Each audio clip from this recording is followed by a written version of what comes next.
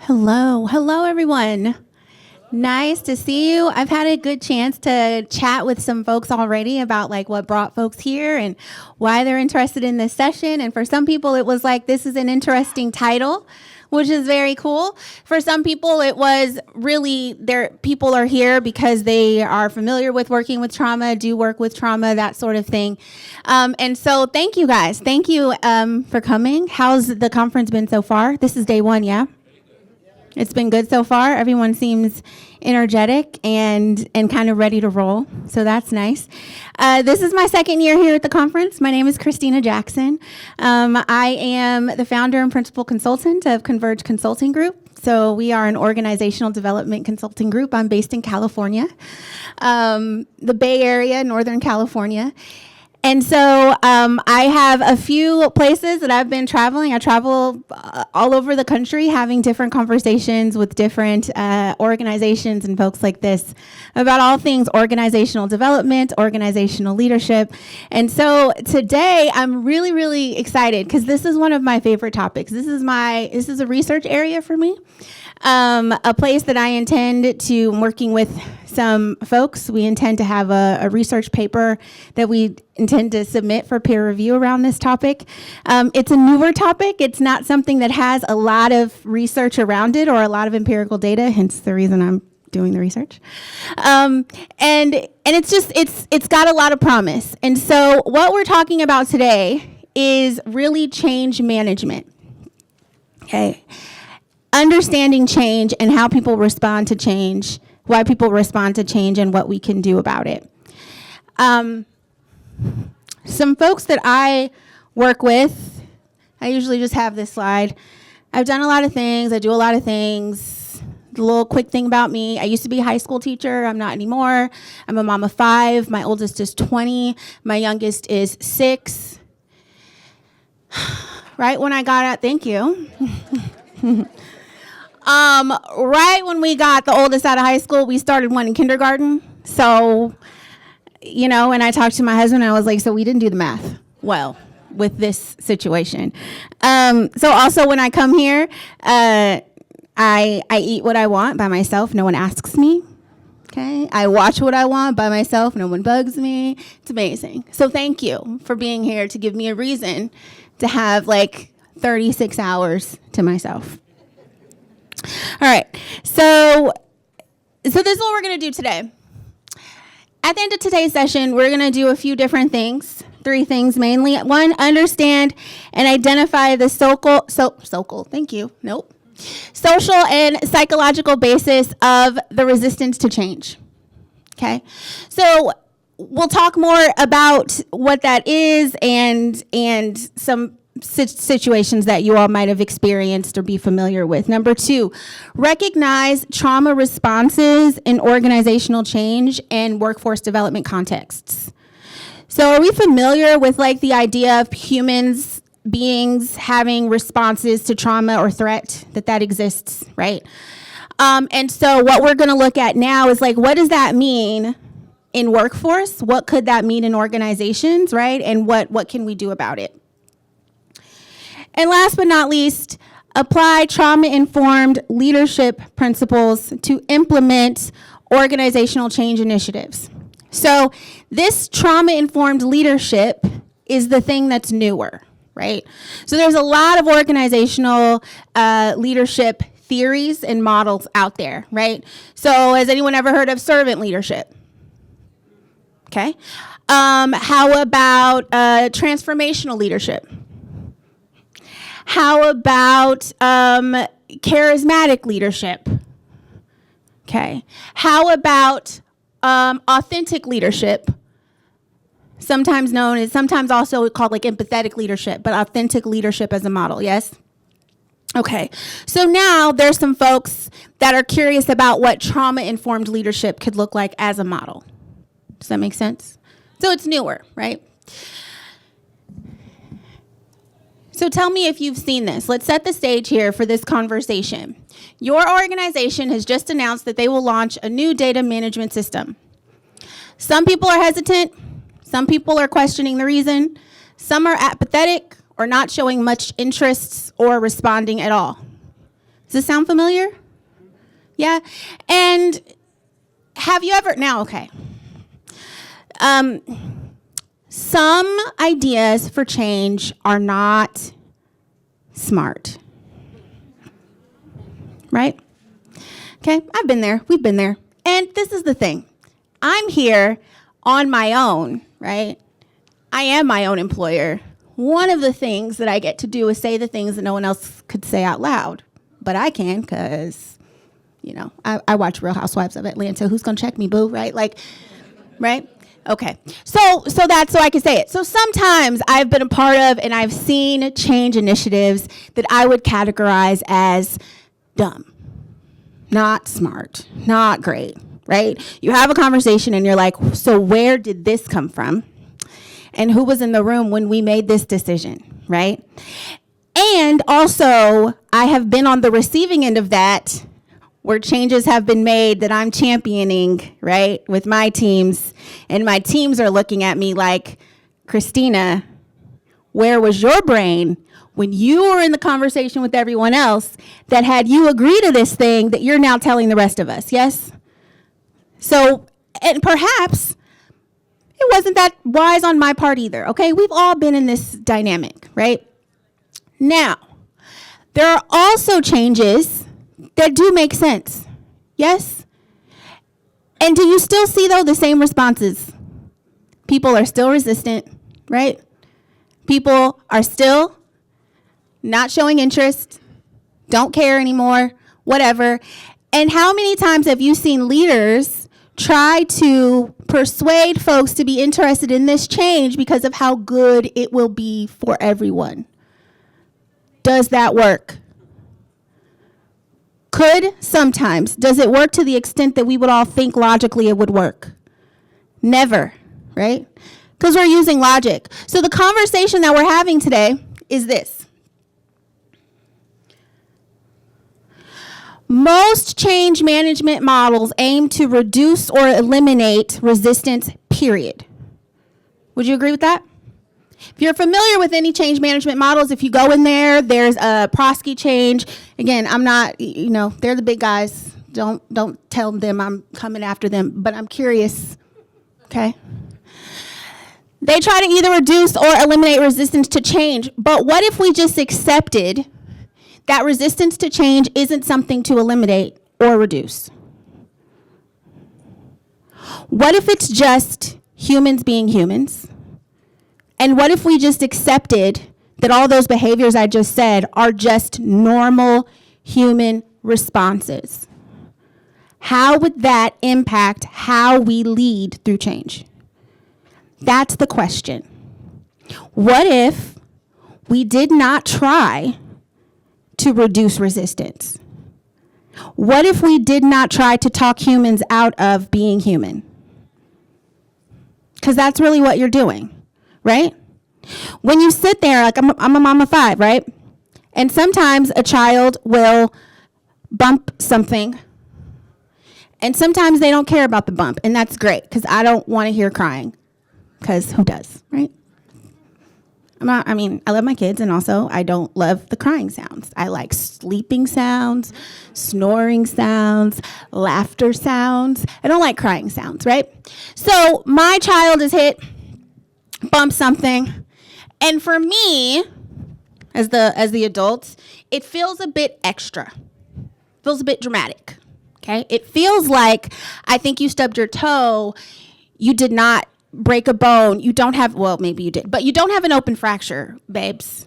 I think we're fine. I think we're okay. I think it does hurt. I agree. But I also think you should stop now, and I think you should do this, and I'm going to give you all the reasons why you should no longer be crying. Essentially, what I am doing is I am talking my child out of their natural human response because I don't want to hear it anymore. If I'm being completely honest with what, right? Isn't that what I'm doing? That's exactly what I'm doing. I'm trying to convince my child that the tears that they have over the pain and the natural response that they have, and for example, right, I have also had these babies, okay? My oldest is my bonus baby. I've had 4 of these little babies, okay? 2012, 2014, 2016. And then 2019, this is a lot of information, quite an overshare for a trauma expert, but let me, right? So like, and I've done that. So I also feel like I know what pain is. I feel like you don't. Right? So because I feel like that, I feel that your bump, you should stop. So I'm going to convince you to abandon how your body feels so that you can stop for my benefit. That's what's happening. It sounds really kind of crappy, but we all do it. I've done it. I'll probably do it next week, right? Because I'm also human and I don't like to hear crying sounds. That being said, what if we didn't do that and we accepted people's natural responses? Now, let me also go ahead and start by saying that could feel a little scary, like a slippery slope, because what do? Just let people, in effect, throw temper tantrums whenever we're changing the email system?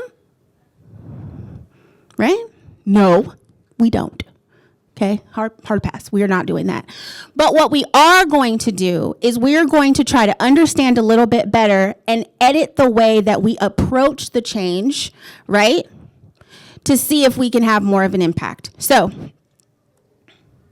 let's look at organizational change as trauma. Let's start there. And let's ask the question, let me just get that out there. Is trauma too strong of a word to use for a situation like this? Okay. Well, let's see. Trauma occurs when our sense of safety, belonging, and control is threatened beyond our perceived capacity to cope. Perception here. Not our actual capacity to cope, our perceived capacity to cope. That is incredibly important. Because again, what did I say? I said, I feel that I know what pain is and my children don't. Right? So I have a perception of what their capacity is for pain based on what my capacity is for pain. Follow me? That's where I get that from, because I know what, and I take my capacity for pain as a human being to say humans can handle this. You are human, therefore you can handle it. So for me, bumping my toe, I have the capacity to cope with that. So I don't react the same way than a child who feels that they don't have capacity for this bump and it hurts more than anything they have felt before. Does that make sense? So they are processing this differently based on their perceived capacity to cope. So if you are in an organization and they've made a change, and you've been in an organization that made a change, and you feel like you're handling it pretty well, but your other folks aren't handling it pretty well, what's the problem there? You have a perception of their capacity to cope because of your capacity to cope. And therefore, you expect that they will also cope in the same way. That's not what trauma is. Trauma is when our sense of safety, belonging, and control is threatened beyond our perceived capacity to cope. Now, all three of these areas are important in terms of what's happening in the brain, but the one that we're going to focus on is the amygdala, and it's the little tiniest thing that wreaks a lot of havoc in our brain when trauma occurs. So the amygdala is the brain's alarm system. It tells us that something is wrong, and it decides that stop everything, hold the presses, figure it out, we're about to die. Yes, right? The change to the email system is the same as a bear. Really. Your brain doesn't care, okay? It doesn't care. Threat is a threat, okay? And I use the same mechanism, I as brain use the same mechanisms to respond to the bear as I do to the email system, period. I use the same mechanisms to respond to a bear as I do for the difficult conversation that we're getting ready to have that I'm afraid of. We don't care, right? So one of the things that I do when I'm doing organizational development, particularly when I'm talking about working with teams, building effective teams, effective company culture, that sort of thing, is I try to tell people, 1 second, when we have certain conversations, let's remind ourselves this is a conversation, not a bear. Why do I say that? Because if I can tell we're having a conversation and you think it's a bear, your brain is hijacked and there's nothing I can do about it. The first thing I have to do is remind your brain that this is not a bear. Okay? Now, that's what your amygdala does. It heightens your senses. So is trauma too strong of a word to use when we're talking about significant organizational change events? My opinion is no. And the reason is because the psychological mechanisms activated during major changes or during a major change are the same ones activated during traumatic experiences. It's the same process. One brain, it's a very powerful computer, okay? But it makes split-second decisions based on the data that it has. It doesn't always add in the nuance necessary. It doesn't care. It's primed for survival, period. This is why people sometimes have disproportionate reactions to things, right? The brain just does what it does. So, what is the threat? What is the threat? If everything I've said so far makes sense and we're talking about change, what's the threat that's happening here? And why does our brain react the way it does? So let's start with identity, because this is the foundation for this. First, you have your personal identity, yeah? How you are outside of work is usually maybe how we could define that. Who you are outside of work, in your community, in your homes, blah, blah, blah. That's your personal identity. But you also have your work identity, your organizational identity, yes? Your vocational identity, right? For me, as a former educator, I still see myself as an educator. I do this now, right? I go about this like I'm lesson planning. My audience is now adults. It used to be 15 and 16-year-olds. Yes, I had that group. They're cool, though. They're not too bad. 15 and 16-year-olds. That's who I had. Teaching them chemistry. And a lot of them, they didn't care about chemistry. So why do you laugh? Because I tell funny jokes? How do you think I made it through teaching chemistry to 15-year-olds that didn't, right? Okay. I'm true to this. I have been doing stand-up comedy for quite a while. Okay? Quite a while. Because how else was I going to get them to learn things that they didn't want to learn? So what happens is that when we see ourselves this way, our identity, like who we are, the person that you are, if you really like say who I am, sits at the intersection between the two. And others, okay, I just chose these two, but there's other things. There's your gender, there's your race, there's your age, your generation, where you live, all the things. Does that make sense? They all intersect, and who you are sits here. If we're talking about organization, I'm talking about who you are as a person, who you are at work, and how you identify yourself isn't the intersection of that. Does that make sense? So, when changes happen at work, if we can extend beyond that, if this is true and we agree with this, then when changes happen at work, it's not just about your work. It's about your personhood, right? Who you are. What happens? Who am I now? I used to do this system really, really well. Now they're changing it. And I'm struggling to learn it. What does that mean about who I think I am? What if I've identified myself as somebody who does pay attention to detail, but in learning the new systems, I keep making small mistakes? Are you still a person that pays attention to detail? Or is that now in question? What if you're like, I'm a really experienced human being, and we have this new thing, and I'm struggling to learn it. And now I'm no longer the most experienced, and I used to be. What does that say about who I am now? Is this changing me? Those are existential questions.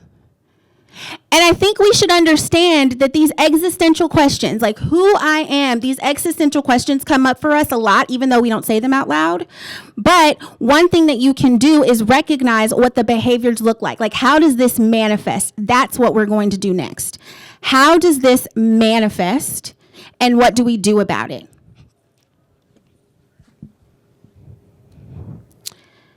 So there's three main areas that get disrupted during change. There are others, but these are the big ones, right? First, identity disruption, which I just talked about. Who am I now? A change happens. I'm not as good as I used to be. I don't know, Who am I now?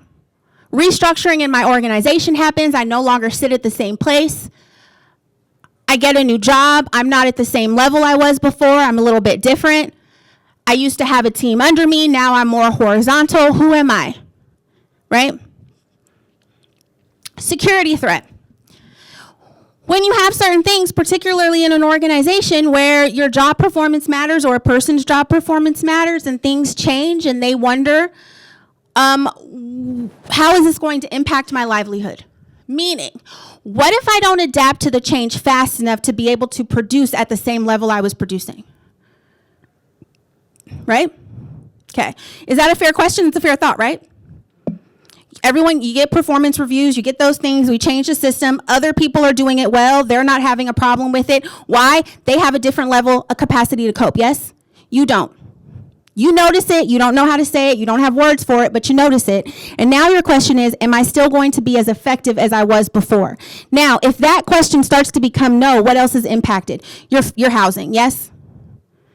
Can you make that connection? It's not a far leap. Food, can you make that jump? Easy, right? I have no job, I have no food. How about health? How many of us have benefits? Well, you don't raise your hand, and I don't need to be in your business. But our jobs provide us health care, right? So if we have something that is impacting my ability to be effective, is it possible that I am worried about all of these things? Yes. Is it possible that I'm behaving in that way that's worried about these things, even if I can't articulate it or say it? And is it possible that when you see certain behaviors in people, they are dealing with this, even if they can't articulate and say it? Yes. Yes. Next, loss of control. Our ability to survive is largely dependent upon our ability to control our situation, yes? Okay, so I was talking to somebody who was like, oh my gosh, I jumped out of a plane. Would you ever jump out of a plane? First of all, I wouldn't be in a situation that requires me to do that. Okay? Oh my gosh, I was doing this thing and we had to jump out. No, I will never be in a situation that will have me say, I was doing a thing that required me to jump out. No. Negative. If I do, okay, and mark my words, should I be famous one day and you see me on some platform saying, yes, there was this one day that I was in a plane, in order to do this I had to jump, understand that someone took this completely. Okay? This was gone. That's what happened. Because I'm not going to do that. That's not, right? So me, for my survival, I need to be in control. Only be on planes with pilots that fly them. And yesterday's pilot, I promise he was in like pilot's ed, driving, planing, flying school. He was in driving. He was like speeding up. Okay, first of all, we're not on a freeway. Like, who was up here? Who was in the sky? Okay, I don't know. But he's speeding up and I'm hearing like this. And then he like pulls back and then he like speeds up again and we're getting ready to land and he's like still messing with the speed. And I'm like, bro, do you know like what the speed needs to be for you to be landing this plane? Like, are you aware? And it almost felt like follow me here, okay? It felt like somebody was sitting next to this pilot going like, okay, speed up a little bit. Oh, wait, no, too fast. Just slow down just a little bit. Okay, good, right there, good. Speed up a little bit more. Okay, good, no, Okay, right, that's what it felt like. I was like, I had to open the window to see how close we were to the ground because I was not. That's scary because I can't do anything about this, okay? Does that make sense? So there are three things that we need. We have our identity It's very important to us. Who are we? How do we exist in the world? Security. What are we going to do? How do we make money? How do we pay? How do we live? Those kind of things. And control. And we need those things. When these things are disrupted, all heck breaks loose. You are threatened. Why doesn't what's happening to people when organizational changes happen? Even something that feels small, like introducing a new project management tool. What's happening? I guarantee it's probably somewhere in here. Right? It's somewhere in there. How have we heard of these trauma responses?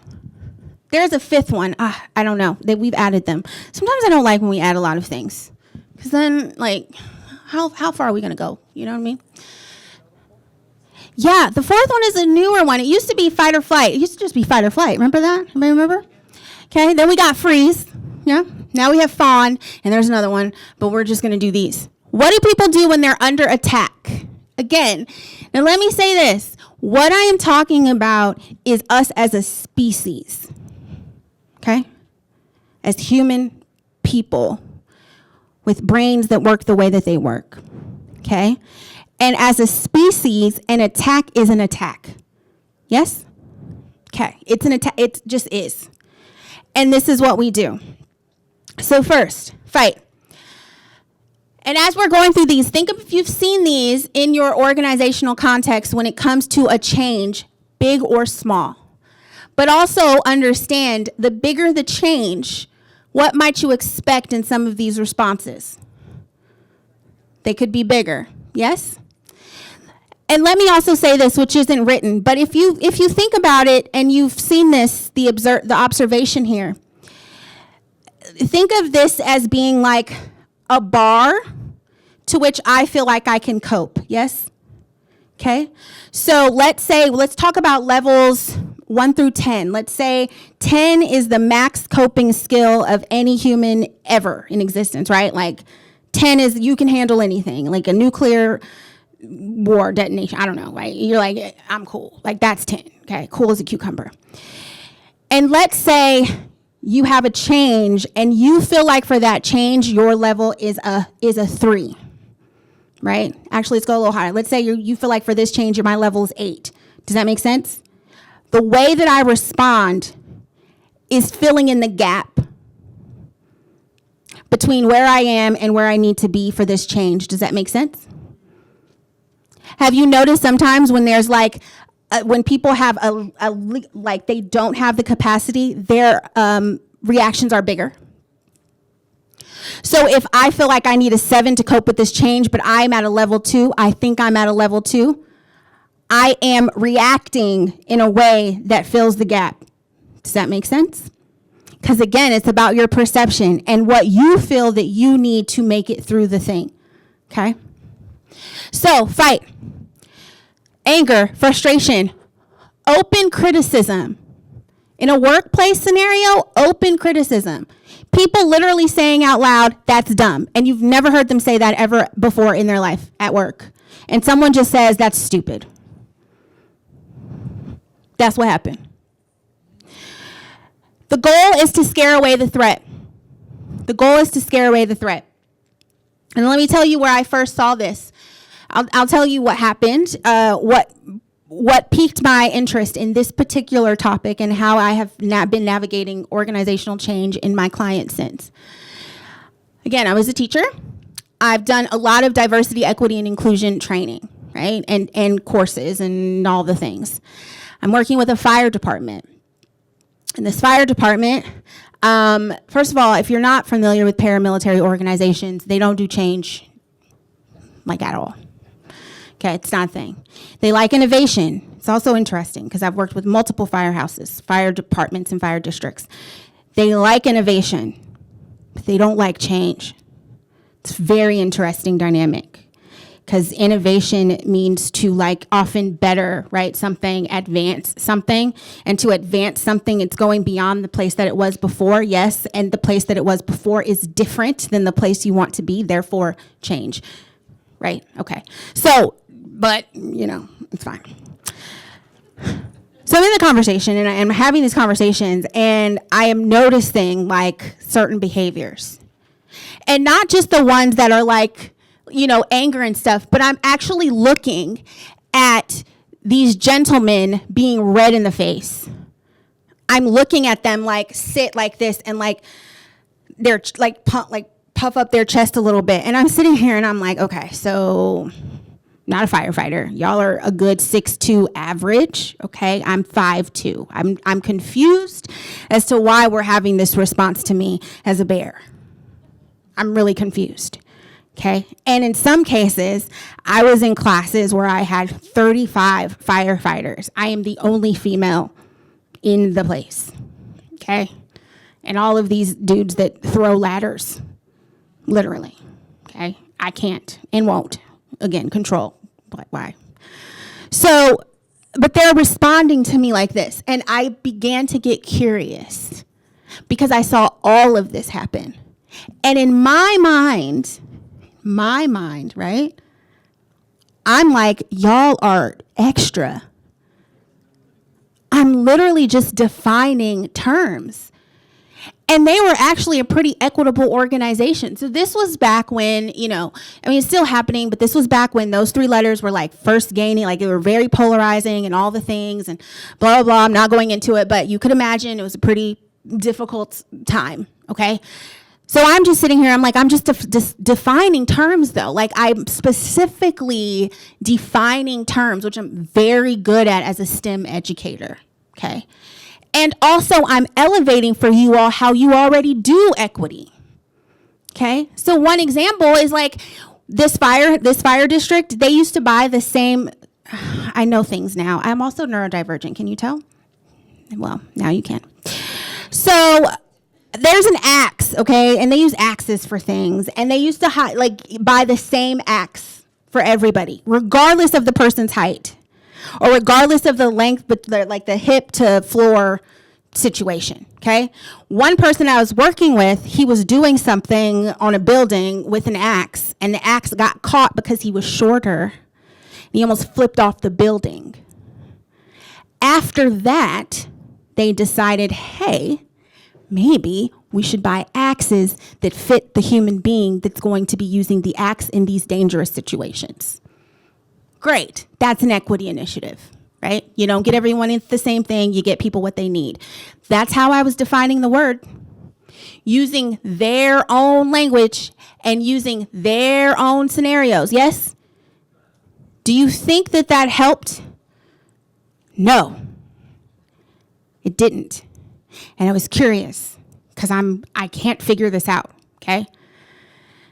It didn't help because this is what I was dealing with. That's what I was dealing with. I was dealing with these reactions. And it didn't matter logic or anything else, what I gave to them, I still had fight coming my way. I also had flight coming my way. In this particular case, some people just wouldn't even show up or wouldn't even do the thing at all, wouldn't do the training at all, and makes up some excuse. What else could flight look like, though, in a workspace? It can look like anxiety, perfectionism. I forget what I was running right there. Quick, unfocused energy, right? So what that means is like the goal is to run away from the change. And in terms of a workspace, when you can't like run out of an organization, you're trying to run away mentally. Does that make sense? You're trying to compartmentalize if you can. You're trying to run away from it. You're trying to be more perfect. You're trying to stay busy. You're trying to, right? It's just a lot of things happening. You're trying to do this. Your body is like inside like this, right? That's what's happening on the inside. And you're like trying to run out, right? Freeze. Freeze is another one. Freeze looks like disengagement, being numb, apathetic, difficulty taking action at all. Right? Difficulty doing the thing, difficulty implementing the change. If you're a leader, right? You've been a leader and you don't even know how to move forward. That's what freeze could look like. And the goal is to minimize the threat itself or minimize the pain of the threat. Does that make sense? So if you can't get out of the change in an organization, you might become apathetic to it or act like you don't care about it. Why? Because if you do act like you care about it, then you also have to accept all the ways it impacts you. Then you have to feel the things, right? If you don't want to feel any of those things, you'll just be apathetic and say, I don't care. Because you don't want to feel it. Last but not least, Fawn, which is a new one. And Fawn is like people pleasing, essentially saying like, if I make you like me enough and do everything you tell me to do right now, you will keep me safe. Okay. When we're dealing with some more traditional ways that we think of trauma and traumatic experiences, does this make sense? You're with somebody, an aggressor, something like that, and you're like, okay, fine, I'll just do. Yeah? I'll just do it. What do you want? I'll just do it. Because they're in control and you're not, right? So if you please them, they won't hurt you. So what that looks like in a workspace, these things. You're trying to minimize the conflict. There's a restructuring happening. You want to be friends with everybody who was responsible for that. Why? Maybe if they like you, they'll keep you. Yes.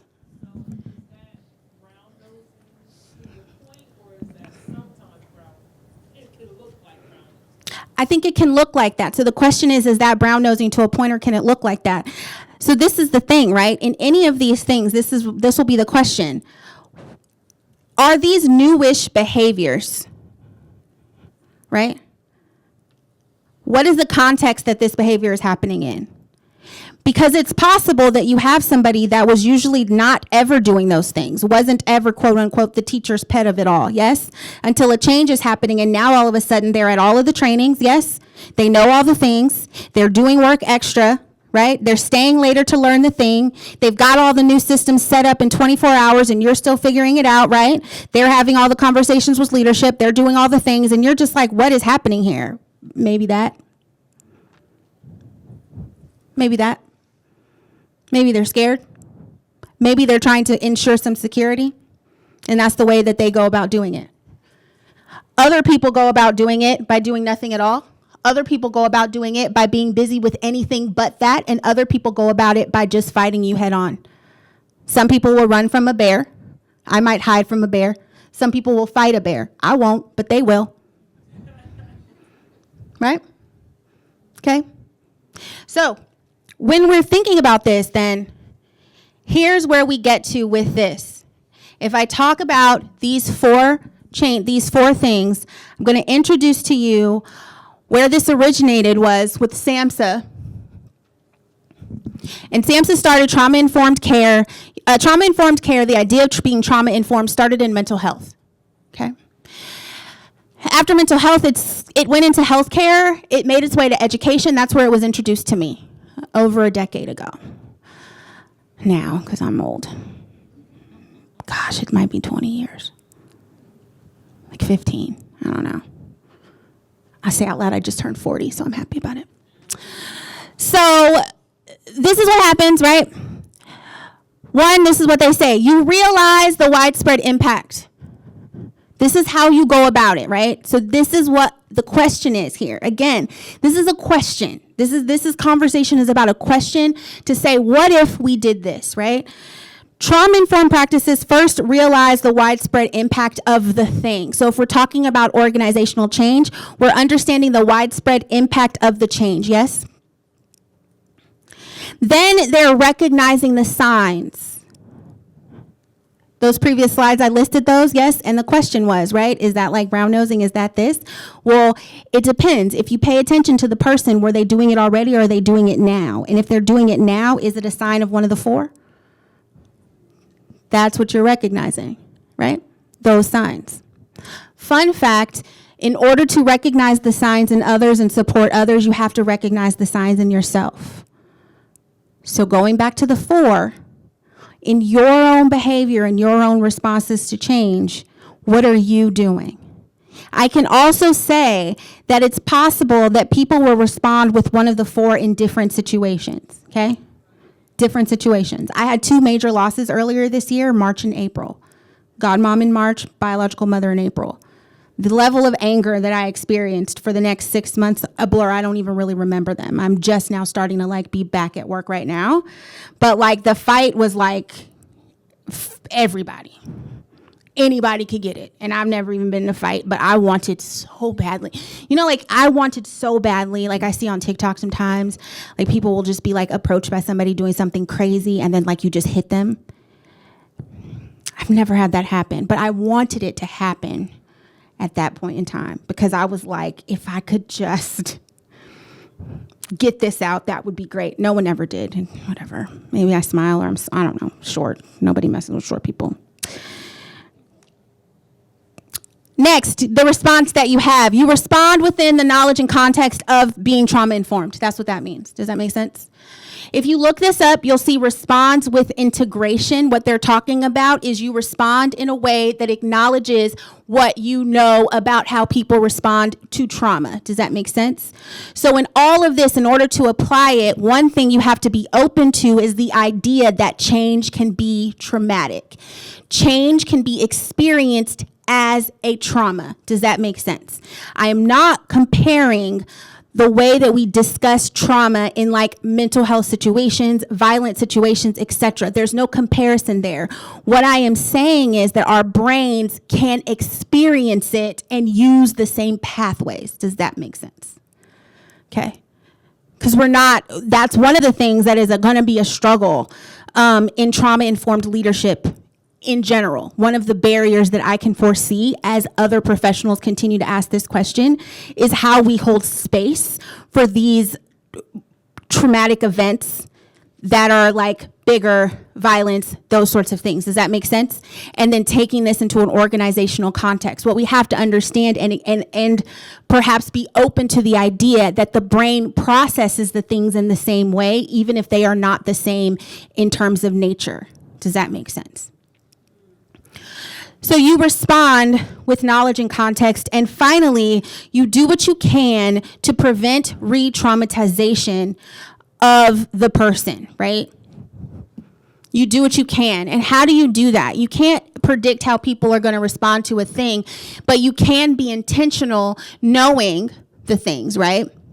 So when you think of the change that you're going to implement, you can ask yourself, right? If you're a leader doing a change, if you're a team member suggesting a change, if you're doing those sorts of things, one thing you can ask yourself is this change, how will this change impact a person's identity? How will this change impact security? How will this change impact their sense of autonomy and control? Does that make sense? Now, there are certain things that you will change that you can't get out of that. Does that make sense? Like, you can't get out of it. Like, you can't just not change the thing. But you can navigate the change understanding what you are threatening. So what I mean by that is this. When I first started in the fire service, and I started in Washington State, and then now I have fire services in California. And I said, I told you what I saw. I began to get curious about it, and I started researching and looking into this. And there's something that I did not recognize that I needed to recognize, and I recognize now, not only in them, but in any organization that I walk into. In any organization that I walk into, I am a threat. Period. In the fire service, I'm a threat because I have direct access to the fire chief, and that is something that people don't even get. Like, I have literally been, if you can't tell, I'm also a little spicy. Have been for quite a while. People laugh now because they know what I do for a living, and they're like, this tracks. So I walk in and I just say, like, this is the thing. Like, it's a thing. Like, no, yes, stop immediately, right? But I walk in, and one time I was doing a meeting, and there was like a senior leadership meeting, and I created a collaborative group. So one of the things when it comes to inclusive leadership is like, it's really important to have cross-functional groups that are representative of all different parts of an organization so that you can get different perspectives to make sure your solution would be workable across an organization, right? So one of the first things I do is I figure out how to build that sort of thing. And I build it in such a way that it lasts when I'm gone, okay? One of the things I don't like to do is I don't like to build things that aren't sustainable. It makes me feel a little worthless, like I'm not doing much. So I always try to establish things that even when my contract is up, it lives on beyond me, okay? So I have that. So anyway, I bring the group in, and I'm like, hey, they need to come and talk to the senior leadership. They have never been in a meeting with these people before, ever.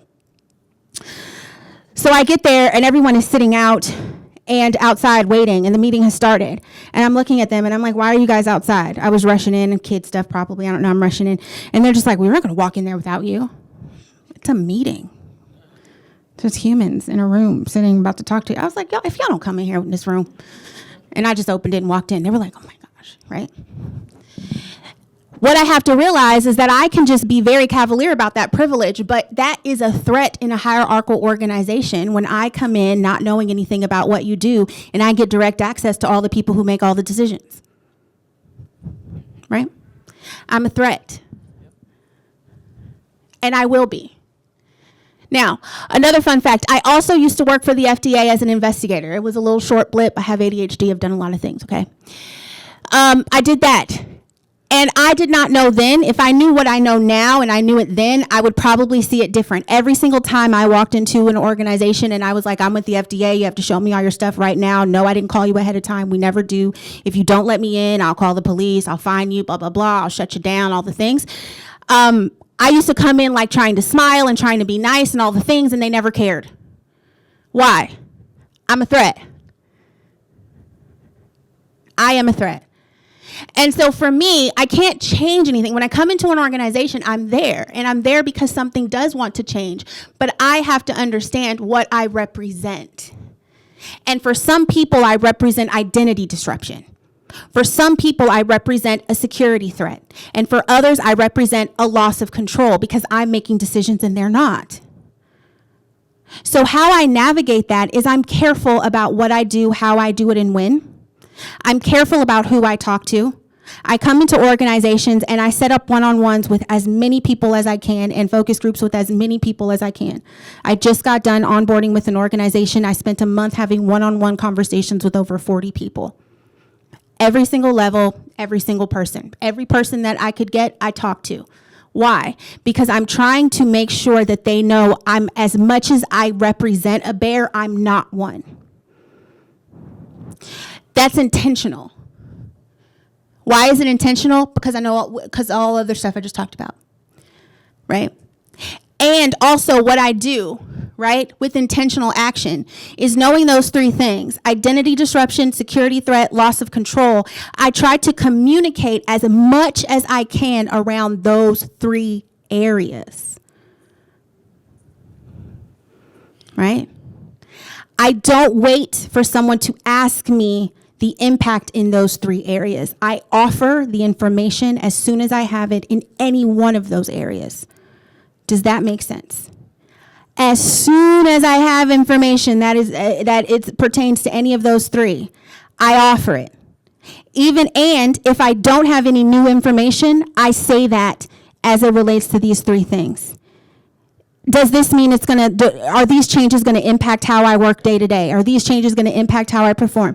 Are these changes going to impact my position? Are you going to come in and make changes to the org itself? Blah, blah, blah. I don't wait for people to anxiously ask me those questions. I say those things out loud at the moment that I know them.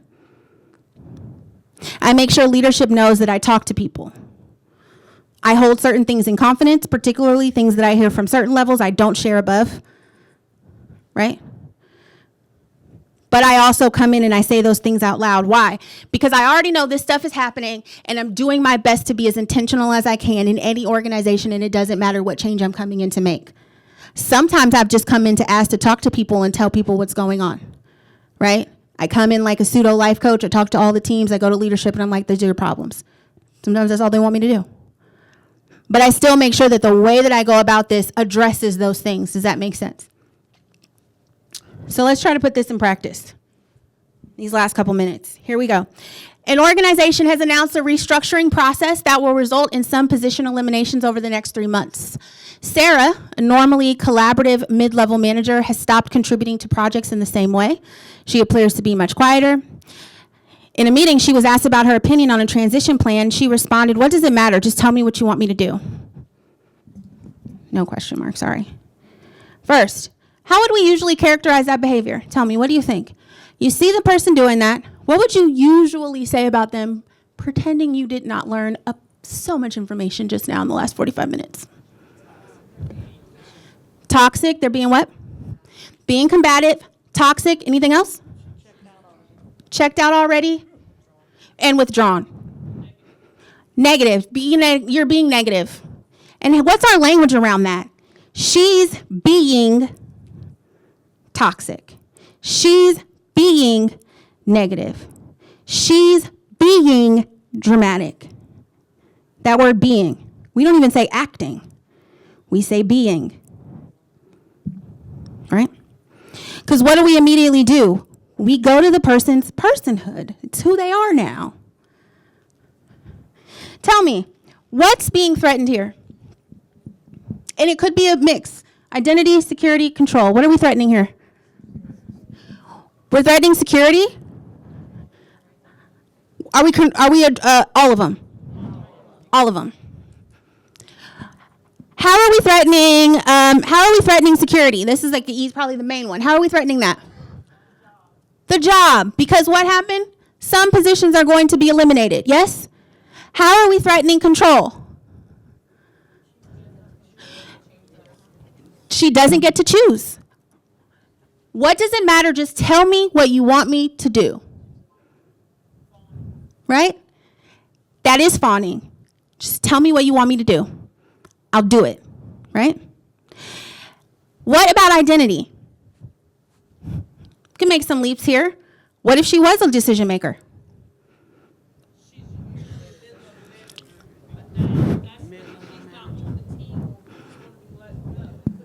It could be. And she's normally collaborative, right? She's thought of as a collaborative partner, yes? But now, just tell me what to do. So even her identity as somebody who is normally collaborative has been threatened. Her security has been threatened. Her sense of control has been threatened. And what is she doing? She is not contributing. She's much quieter. And she had sort of a snappy response.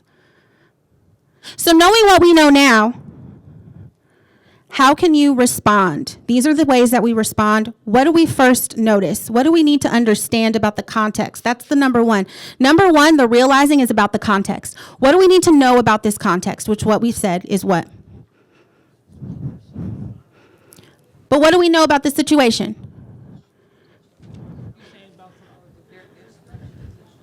Yes. The context and the impact of this announcement is that some people are losing their jobs. And that impacts everybody who what? Has a job.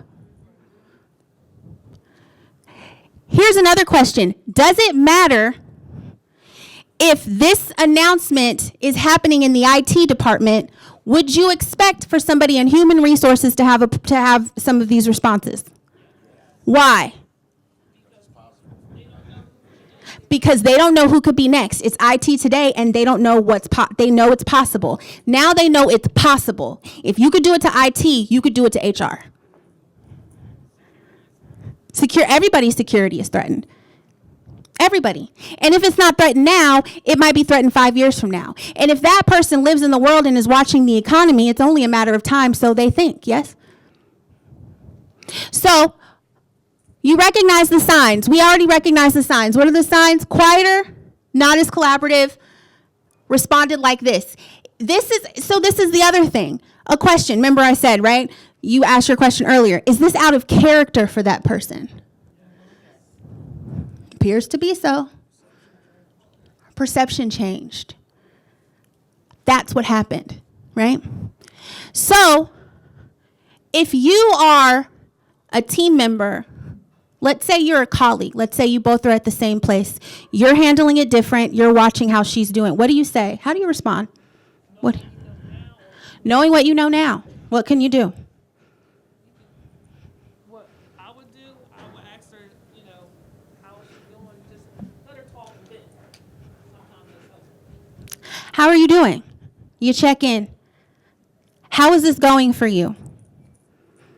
And sometimes you just want to ask really good questions, right? Now, if you ask a question here, something that can work, ask a question and state how you feel. How you feel about what's happening, right? What if you also notice it? You have a different capacity to cope, but what if you understand what's happening? Ask the question, how are you feeling about it? Because for me, it's stressing me out a little bit. What does that do? It opens a door for the person to tell you the same, yes? Okay? So, go ahead. Ask open-ended questions. Ask open-ended questions. Ask how somebody is feeling. Ask about the thing.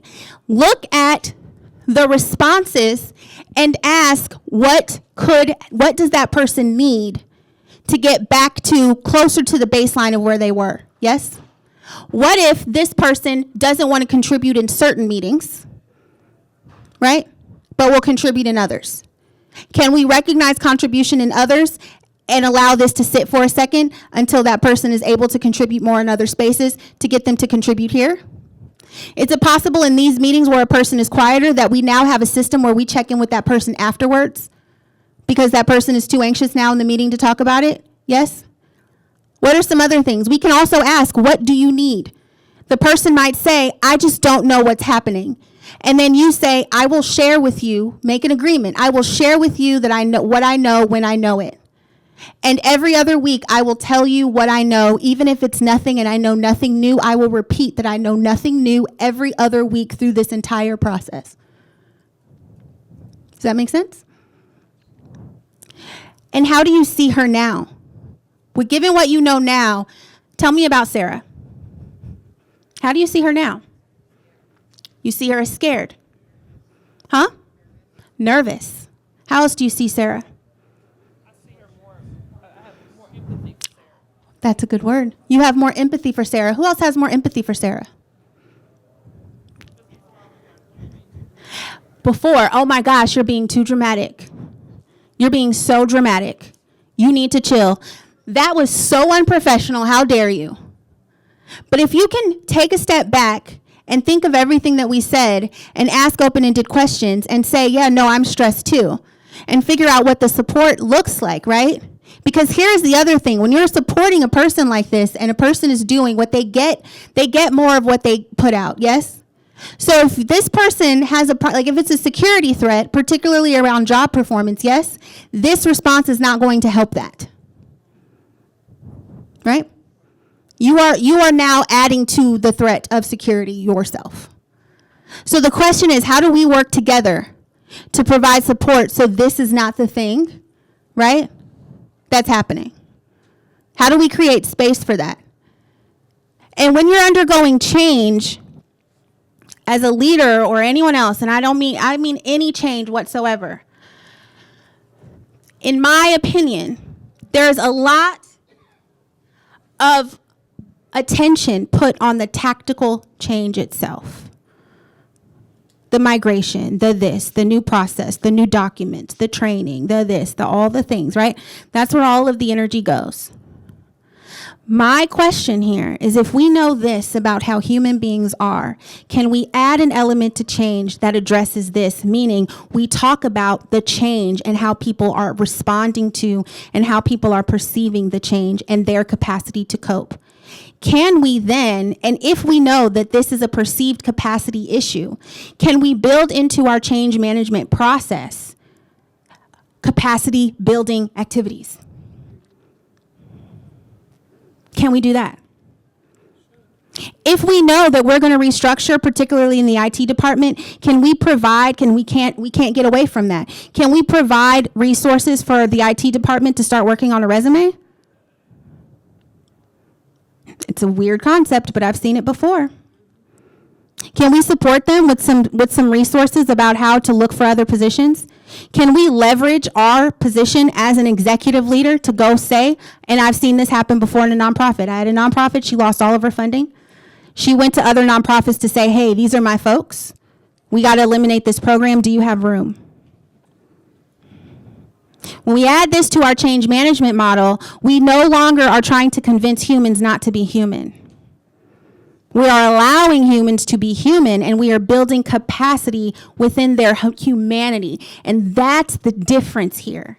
The difference is that we're adding a layer of understanding that then gives us new tools to navigate this in a different way versus taking resistance to change as a personality or character flaw, because that is usually how we are approaching this. So my large question is, revisiting this point, what if we accepted that resistance to change is not something to eliminate, but rather it is a natural human response? We leave it at that. We build capacity and we provide the supports that humans need. Period. Thank you guys so much for coming.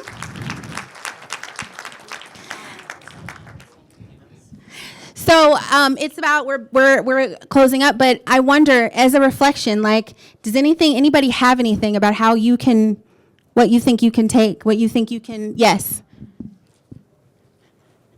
What do you have? I wanted to thank you over the course of this. When you started, I said, well, isn't she catastrophizing a new email system? Isn't she infantilizing the people we work with and humanity in general? Yeah. But over the course of listening to you and listening to how to reflect on the reaction to change rather than the amount of change that's occurring, I now look at this as a tool. And thank you. You're welcome. Thank you so much. Thank you. Thank you. Oh, and thank you for honesty there. I love that. Thank you for still listening besides that, because that would be pretty annoying if I was doing that. And if I did do that and there's some things, tell me, because I don't want to. But thank you for that. Anyone else, what are you going to take from it? Feel free to exit. We're at 3 o'clock, but yes.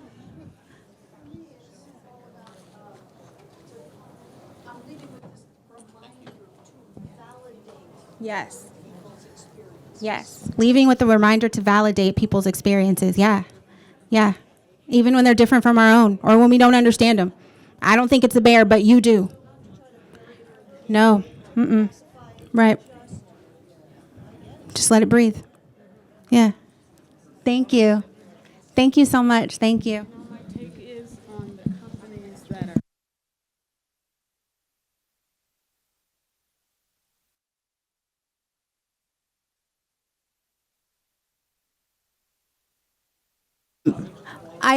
I forgot to mention, I have a QR code if you want to give some feedback and if you put your contact information in there, it's super short. I can make sure that I give you this presentation and a couple of other resources as well if you'd like those. And then this presentation is going to be uploaded in the app, so you'll have that. But I can give you some more stuff. This particular session can be done in organizations. It can be 4 hours or a full day presentation where we do more of this, but look at your individual context. So if anyone's interested in a workshop like that, virtually or in person, that could also work. So thank you guys so much.